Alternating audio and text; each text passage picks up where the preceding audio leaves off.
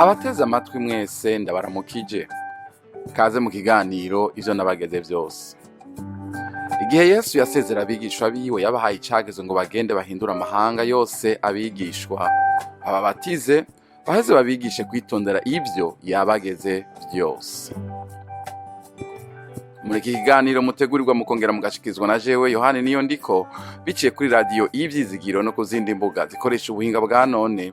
Turigira hamwe kimwe kimwe mu byo Yesu agomba ko tumenya, hanyuma ngo tubigendere bitume dukomeza urugendo rwacu rwo gusa nawe buri munsi. Kaze mu kiganiro cy'uyu munsi. Muri Matayo igice ca 11 ku murongo wa 29 na 30, Yesu Kristo arivuga akavuga wenyene ati: ndi umugwaneza, ndiyoroheje. Uku kwiyorosha kandi turakubona muri Bibiliya, aho Bibiliya yerekana yuko ubugwaneza, ukwiyorosha, uguca bugufi ari icamwa kimwe mu vyamwa vya mpwemu yera. Aho ni mu Bagalatiya igice ca 5.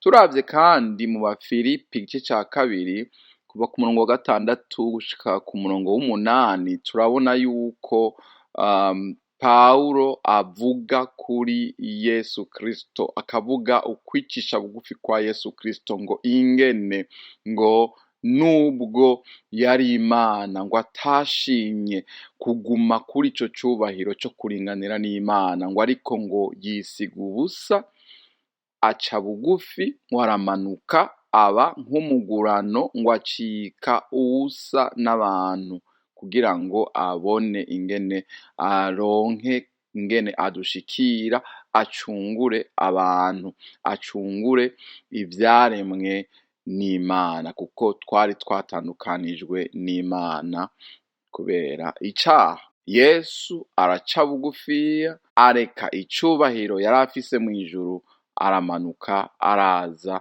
aza gushitsa ubugombe bw'Imana, aza gukora ico Imana yashaka. Araca bugufi, apfa urupfu ruteye ubwoba, rubabaje, rubishe cane, urupfu rwo ku musaraba. Yesu nadufashe cane. Mu biganiro vyashitse naravuze nti naho umugwaneza, umuntu atekereje, umuntu yiyorosha, yiyoroheje, ashobora kwibazwa nkaho ari umunyantege nke, bakavuga bati urya muntu ntaco amaze, ni goyigoyi, ntaco arimwo. Siko biri. Natanze akarorero ka Yesu, ingene k'umusaraba yasabiye abariko baramwica, akavuga ati data nubababarire kuko batazi ico bariko barakora. Yesu yaravuze ati iyo mbishaka nari guhamagara data akarungika amalegiyoni, ni ukuvuga ingabo nyinshi zo mw'ijuru zikaza kungwanirira, ariko ivyo twaravuze kandi Bibiliya twereka yuko ntavyo yahisemwo kureka, aca bugufiya, aba nk'umuntu, arababazwa ku musaraba. Yari gushobora guhamagara amasinzi y'abasirikare b'ijuru bakaza bakamugwanirira, ariko ahitamwo kutabikora, aca bugufiya.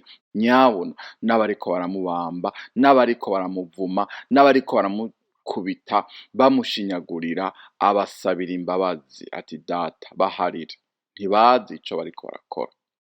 Twarabonye akarorero ka Mose, aho Bibiliya ivuga ko yari umugabo w'umugwaneza mw'isi yose, wa mbere mw'isi yose. Ariko kandi hatuzi canke ndabibutse yuko Mose yari umuntu akomeye. Mose yari umuntu yakoreshejwe n'Imana ibikomeye bidasanzwe.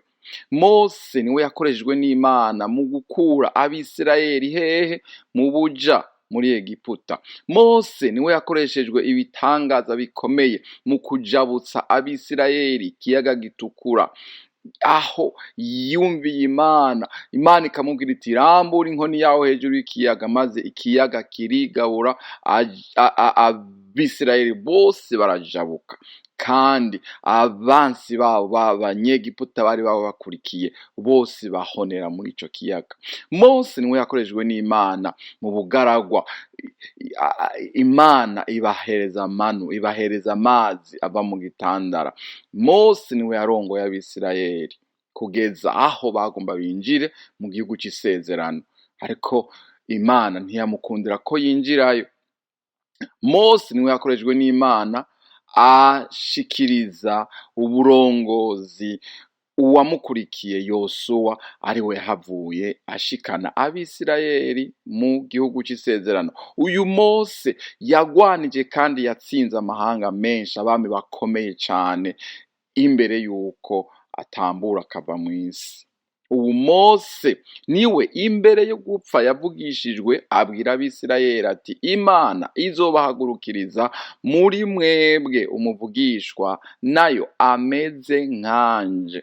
Yariko avuga nde? Yariko avuga Yesu Kristo Mesiya. Rero katuvuge ngaha, Yesu ninde? Uwu Yesu yiyoroheje, uwu Yesu umugwaneza ni Imana. Dusomye mu gitabo ca Yohana no mu vyete vyiwe, urabona yuko Yohana ariko aravuga cane ubumana bwa Yesu Kristo, ariko avuga ingene Yesu Kristo ari Imana ubwayo yihinduye umuntu, ikaza ikaba mu bantu. Dusomye muri Yohana igice ca mbere ku murongo wa 12 turahabona umurongo tuzi abenshi bazi uvuga ngo yaje mu biwe ariko abiwe ntibamwakiriye, ngo ariko abamwakiriye bose yabahaye ububasha bwo gucika abana b'Imana. Iki gice gitangura canke iki gitabo ca Yohana gitangura kivuga ngo jambo uninde ni Yesu Kristo, yahoranye n'Imana, yari Imana, urumva vyose vyaremwe nawe, ariko yigira umuntu, incarnation. Ukomeje muri Yohana igice ca gatatu kumva ku murongo wa 19 turahabona amajambo akomeye. Ni Yohana Umubatizi. Yohana Umubatizi yaraje ariko arabatiriza, hanyuma ngo batuma abantu baza kubaza bati urinde? Uri Mesiya? Uri Eliya? Urinde? Yohana ngo ntiyarya umunwa, arababwira ati haba namba, jewe ntabwo ndi Eliya, jewe ntabwo ndi uriya Mesiya. Ati acakoresha amajambo ati jewe ndi ijwi ryusemerera mu bugaragwa rivuga riti nimutegure inzira z'Uhoraho. Wokwibaza uti aya majambo yayavuze ayakuye he? Aya majambo yayitije ayakuye mu vyanditswe ariryo ubu twita ngo isezerano rya kera. Bari babifise ico gihe, yari amajambo bazi. Yakoresheje amajambo ya Yesaya, yo muri Yesaya igice ca 40.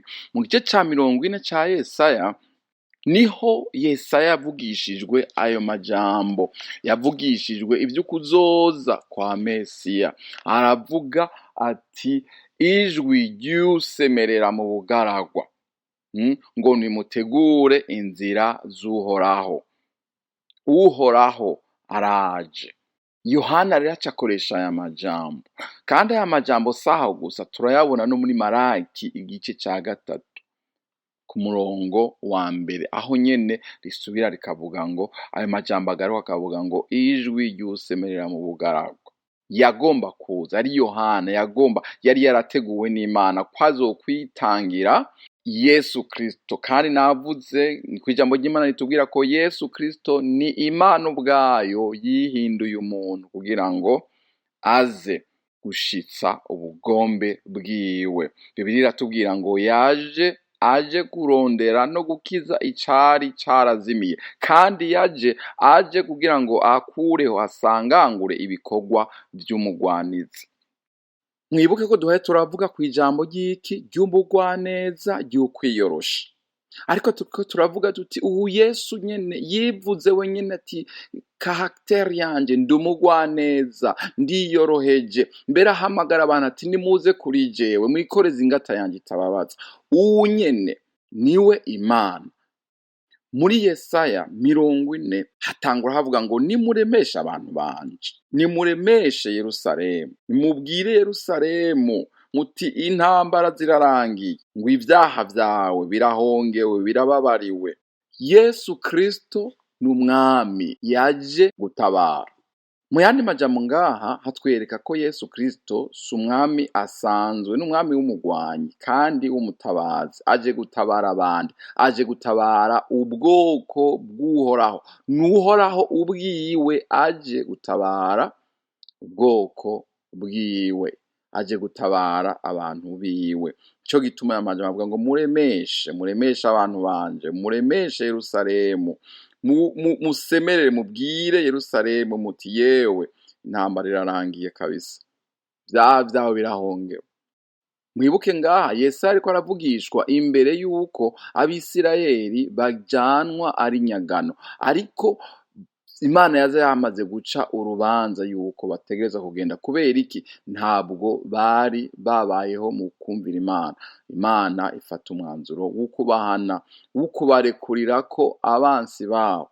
Ariko kandi aya majambo yaremwo ivyizigiro, naho Imana yari gukoresha abavugishwa ivuga ivyo bagiye gucamwo, hariho ivyizigiro. Imana yaracibabwira iti ariko oya, ntibizoherera ngaho, muzogaruka ngaho. Yesu Kristo rero yaragiye kuza, kandi mu isezerano rishasha tubona aje gutanguza ubwami bw'Imana. Ni haya majambo avuga ngo ijwi ry'usemerera mu bugaragwa. Yohana yongera kuyakoresha ngo ijwi ry'usemerera mu bugaragwa, ngo nimutegure inzira z'Uhoraho, mutegure iz'ibihamo ziwe, ngo uturambi tuzokugwaho, imisozi izokugwaho, kandi ngo ubwiza bw'Uhoraho buzohishurwa. Imana idufashe cane. Haleluya. Imana yari ije gutabara ubwoko bwayo, ije guhana abansi bayo, ije guhana abansi b'ubwoko bwayo. Yesu Kristo umukiza, barabwirwa ngo icaha cawe kirahongewe, icaha cawe kirababariwe. Imana izi amagorwa, izi ivyo ducamwo, izi ingorane ducamwo, kandi yama yiteguye iminsi yose kuza gutabara. Yesu Kristo ni Imana, Yesu Kristo ni umwami, Yesu Kristo arahambaye. Abafarisayo bari batumye kubaza Yohana amaze kuvuga ko atari Mesiya, ko atari Eliya, baciye bamubaza ati none ubatiriza kabuki? Nawe aravuga ati mbatiriza mu mazi, atariko muri mwebwe hari uwo mutabona, nguwo sinkwiye no gupfundurura utugozi tw'inkweto ziwe, nguyo abatiriza mu muriro. Imana nihabwe icubahiro. Yesu afise ububasha bwo kubatiriza mu muriro, mu mpwemu no mu muriro, kandi ari muri wewe, ari muri twebwe, ari kumwe natwe tumwizere. Imana ishimwe cane. Nsozere mvuga ngo ntabwo turi Yesu, ntabwo turi Imana, ntabwo dukora ivyo Yesu Kristo yakoze, ariko twicisha bugufi nk'uko Yesu Kristo yicishije bugufi. Abicisha bugufi ntabwo ari abanyantege nke. Yesu Kristo naho yaje yiyoroheje, yari Imana, yaje gutanguza urugamba rukomeye mw'isi y'imhemu, mw'isi y'abadayimoni baramenye ko Yesu Kristo yaje. Mw'isi y'abadayimoni baramenye yuko Yesu Kristo, Imana ubwayo, yaje yihinduye umuntu. Baramenye bati intambara irakomeye, kandi intambara yaratanguye, kandi n'ubu iyo ntambara irakomeza. Kandi Yesu Kristo yaratwizigiye, aduhamagarira muri iki gikorwa c'ukuzana ubwami bwiwe mw'isi. Turabe igiciro rero imbere y'Imana, dukoreshwa n'Imana ivy'ubuhizi, twemeye tugaca bugufiya kubwo kwizera no kugira akameremere nk'aka Yesu. Turi abana b'Imana, kandi Imana idukoresha ivy'ubuhizi. Turi aba ambassadeur biwe hano mu isi, dusenga kandi dukora byose kugira ngo ubwami bwa data wa twese buze, ngo ibyo ashaka bibe mu isi nk'uko biba hehe mu ijuru. Mu izina ryiwe tunigana, Bibiliya tubwira ngo tunigana kandi turatsinda, tukimura abakuru n'abafise ububasha n'abaganzi y'isi y'umwiza.